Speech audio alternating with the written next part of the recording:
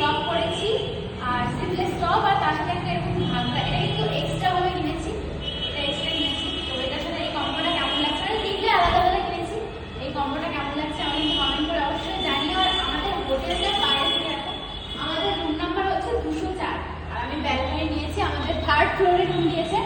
এই যে এই সাইডে দেখো ব্যালকনি, দুটো দেখতে পাচ্ছি ফুল রোডের। আর এই যে আমাদের রুম, আমাদের রুমটা কিন্তু 1300 টাকা নিয়েছে ওয়ান নাইটের জন্য। ওয়ান নাইটের জন্য বুক করেছি।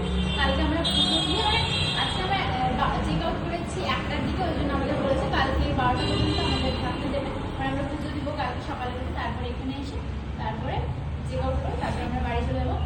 তো এই দেখো কেমন লাগছে কমেন্ট করে কিন্তু অবশ্যই জানিও। আর তার আগে